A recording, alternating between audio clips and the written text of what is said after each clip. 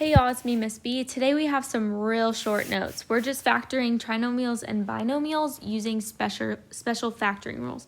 So I want to go ahead and do some warm-up questions. So let's go ahead and do this first one. Go ahead and do it on your own.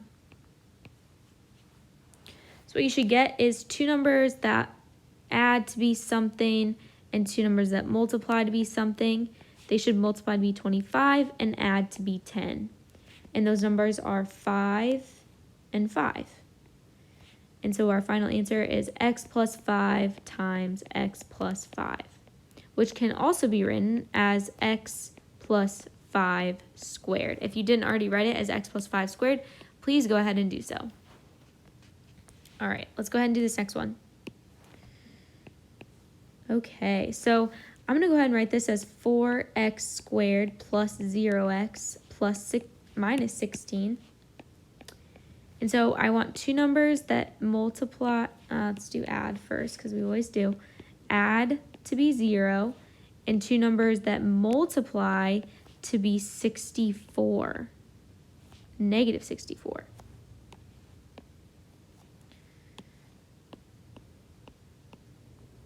Okay, and those two numbers are negative 8 and 8. This is one where we have to split the middle, so we have 4x squared plus 8x minus 8x minus 16, because we split the middle. So we'll GCF these two, so we have 4x times x plus 2 minus 8 times x plus 2. Leaving me with 4x minus 8 times x plus 2. And you should notice that from this right here, we can factor out another 4. So we have 4 times x minus 2, x plus 2. All right, finally, let's do this last one. So I have two numbers that add to be 0 and two numbers that multiply to be negative 4. Those two numbers are 2 and negative 2. So I have x plus 2, x minus 2 as my answer. Okay, so I'm going to make this a little bit easier on you guys. So when we're factoring perfect square trinomials, and the difference of squares, trinomials, it takes recognition, okay? So it's something that you have to be familiar with. If you forget or don't see it, you can always put it back into the form ax squared plus bx plus c. Actually, every single one of these, there's a trick to solve them.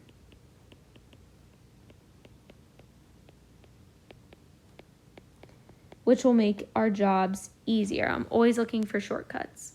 Okay, so we can always put it back into our original form. All right, perfect square trinomial is going to take the form a squared plus 2ab plus b squared. So it's our first term squared, our last term squared, and then the product of the 2 times 2. And that gives us a plus b times a plus b, or a plus b squared in factored form. Now, a squared minus b squared is going to give us a plus b, a minus b. Notice up here, we've got two numbers. So we've got x squared minus 4. This is a perfect square, and this is a perfect square. X squared is the quantity x squared, and 4 squared is, the 4 is 2 squared. So, because I have the difference of two squares, I can write this as x plus 2, x minus 2, which is exactly what I have up here. Up here, let's look. This is a perfect square trinomial. This is the quantity x squared. This is the quantity 5 squared. And in the middle, I should have 2 times 5 times x, do I? I sure do. So this is a perfect square trinomial. So I do get x plus 5 times x plus 5. So let's try and use those to make our lives a little easier. So here I've got the difference of squares. Okay, and the way I can tell is I've got a square and a minus in between. So this is the quantity x squared. This is the quantity 4 squared. So my final answer is x plus 4 times x minus 4. And we're done. See, that saved us so much time. Number 2. This one's a little trickier. So what if I were to write it as quantity x squared, quantity 3 squared,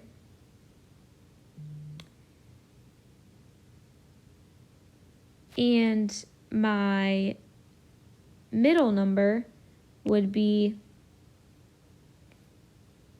2 times 3 times, you know what, this one I don't think is going to work. Oh, because we have a minus and a minus, this is not a perfect square trinomial.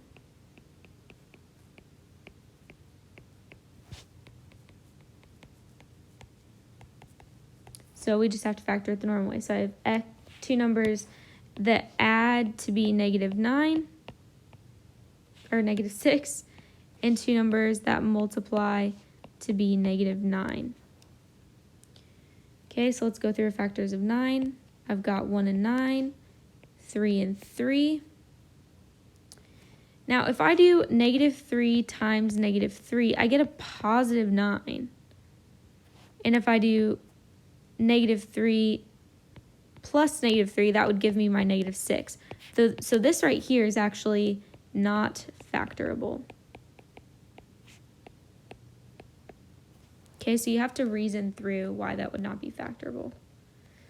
Instead, let's do this next one here. So I have 2x squared plus 16x plus 32. Let's factor out the 2 first, since they all have 2 in common.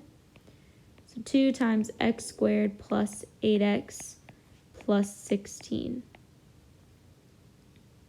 I'm going to write this as, I'm going to say this is the quantity x squared. This is the quantity 4 squared. And in the middle, I do have 2 times 4 times x, which is ab. So I'm going to move this muddled mess off to the side.